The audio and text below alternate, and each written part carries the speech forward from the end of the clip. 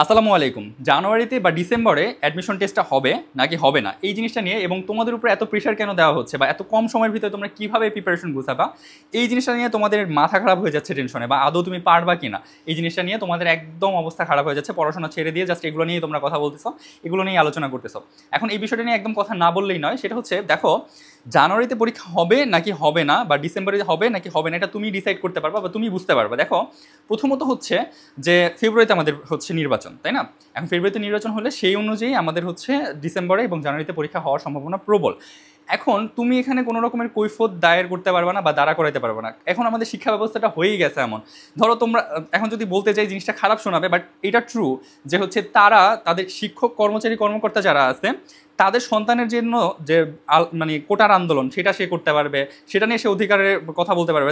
কিন্তু তার মাথায় এতটুকু সেন্স নাই, এতটুকু কমন সেন্স নাই যে একটা স্টুডেন্ট কীভাবে এতটুকু সময়ের ভিতরে এত বড় সিলেবাস শেষ করবে বা তার প্রিপারেশনটা 100% গুছাবে, এতটুকু কমন সেন্স তার মাথার ভিতরে নাই। কিন্তু তারা ওই আন্দোলনের বেলায় ঠিকই আছে, কর্মচারী কর্মকর্তা যারা আছে তারা আন্দোলনের বেলায় ঠিকই আছে যে হচ্ছে হ্যাঁ আমাদের এই দাবি ওই দাবি মানতে হবে, ওইটা মানতে হবে সেটা মানতে হবে। এনিওয়েজ ওইগুলো নিয়ে কথা বললে অনেক দূরে চলে যাবে। শিক্ষা ব্যবস্থা ভাই অবস্থা খারাপ হয়ে যাচ্ছে, এটা আমরা দেখতেছি, এটা নতুন করে বলার কিছু নাই। তো এখন যেটা হবে ওটার উপরে যেহেতু আমাদের হাত নেই, আমাদের ওইভাবে প্রিপারেশন নিতে হবে। ধরো আমাদের ডিসেম্বরে পরীক্ষা হয়ে যাবে বা জানুয়ারিতে পরীক্ষা হয়ে যাবে, হওয়ার পসিবিলিটি বেশি, কারণ ওই যে নির্বাচনের ভিতরে অনেকে ঝুঁকি নিতে চাচ্ছে না।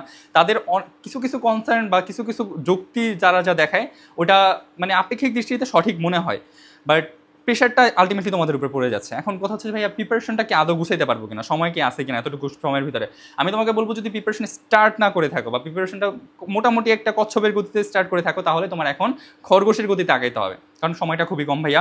তোমার 45 দিনের ভিতরে প্রিপারেশনটা গুছানো যায়, কিন্তু হচ্ছে 100% গুছানো যায় না। অ্যাটলিস্ট তুমি 9 মার্চে কানামা ভালো ওইভাবে হলো তোমার পরীক্ষার হলে যাওয়া লাগবে, কিছু করা নাই, তোমাদের অ্যাডমিশন দিতে হবে, তোমার তো লাইফ, তাই না? লাইফ তোমার যেমন যাক না যাক তাদের তো মাথা ব্যথা না, বাট তারা তো তোমাকে এখানে নিতে আসে না, তোমাকে বাদ দিতে আসছে, অ্যাডমিশন টেস্টটা তো বাদ দেওয়ার জন্য।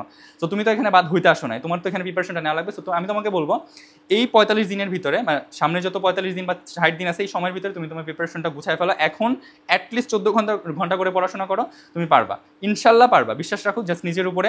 আর এই যে টেনশনগুলো আছে যে আমি পারবো নাকি পারবো না, আমার অ্যাডমিশনে কী হবে, আমাদের সাথেই এমন কেন হচ্ছে, আমার কি দ্বারা সম্ভব কিনা, এগুলো সব বাদ দিয়ে জাস্ট প্রিপারেশন নাও। আমি বলতেছি তুমি পারবা। এখন তো পর্যন্ত যতটুকু সময় আছে তুমি হয়তো অনেক ভালো রেজাল্ট করে ফেলতে পারবা না, বাট অ্যাটলিস্ট চান্স তুমি পাবা ইনশাল্লাহ। আর যারা অনেক আগে শুরু করছে তারা তো অনেক ভালো কিছু করবে ইনশাল্লাহ, এতটুকু বিশ্বাস আছে।